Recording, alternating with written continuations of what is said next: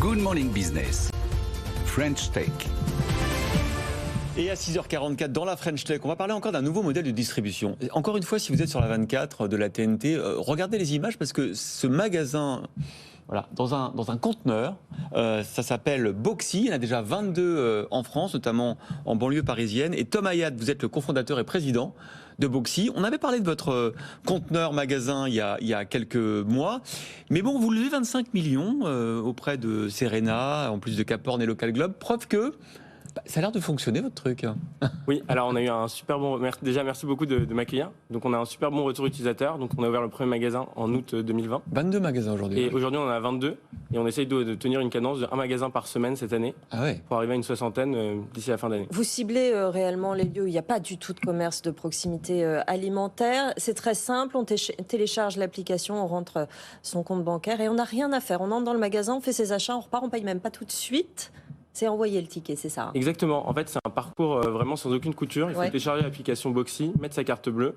Ça nous génère un QR code. On scanne à l'entrée le QR code. On rentre. À ce moment-là, il y a tout un système d'intelligence artificielle. On est tous scannés. Exactement. Avec des caméras et des capteurs sur les rayons des balances qui arrivent à détecter et à attribuer le bon produit au bon client. On peut gérer jusqu'à 5 clients dans le magasin. Ah ouais. Et lorsqu'on sort, en fait, on reçoit son ticket de caisse. Vous faites rentrer 5 clients dans le conteneur. Exactement. Oh, on peut jusqu'à 5 clients, en tout cas techniquement, gérer. Ouais. Alors, c'est quoi le modèle? Parce que est-ce que le business model est rentable parce que vous margez suffisamment les prix, ou est-ce que souvent vous êtes accompagné, par exemple, par une collectivité locale qui veut absolument redynamiser le tissu commerçant de son quartier? Alors, l'objectif, c'est avant tout d'avoir un business qui est rentable, vraiment, et d'arriver par, justement, la technologie à optimiser les coûts opérationnels pour, en fait, délivrer la meilleure offre au meilleur prix pour le consommateur.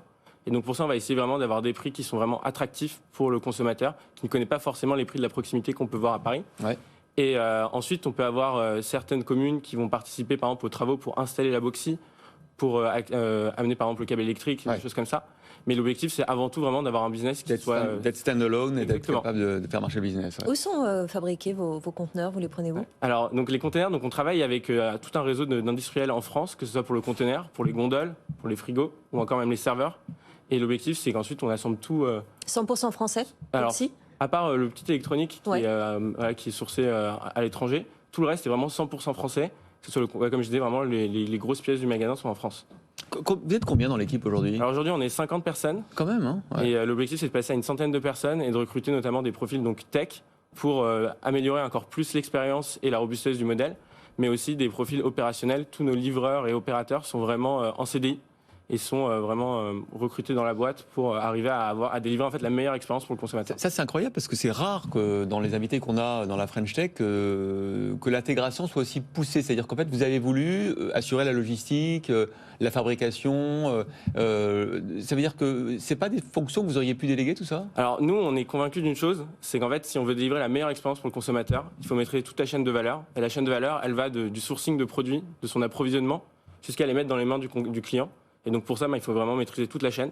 Et on pense que grâce à ça, en fait, on peut vraiment devenir un leader de la proximité en France et en Europe. Vous n'avez pas du tout de problème avec les autres magasins? Vous négociez comment l'arrivée le fait de vous poser dans ces communes? Vous négociez ça avec les collectivités ou avec les propriétaires? Alors ça dépend vraiment de l'emplacement. En fait, nous, on va, comme toute chaîne de retail, le plus important, c'est de trouver un emplacement où il va y avoir du trafic.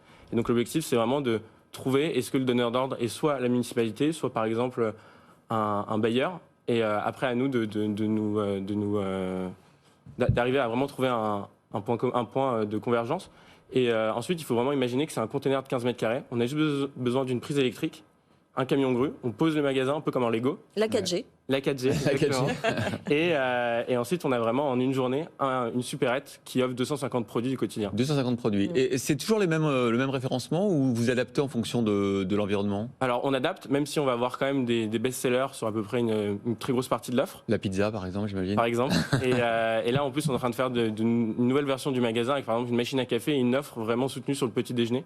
Il va falloir penser au maroilles. Vous allez dans les Hauts-de-France bientôt. Exactement. C'est ça, les Hauts-de-France et la région Rhône-Alpes? Exactement, c'est ça. L'objectif, là, on commence à recruter des commerciaux pour arriver à déjà trouver des emplacements pour après ouvrir un entrepôt et commencer à recruter après une équipe opérationnelle pour ouvrir les magasins là-bas.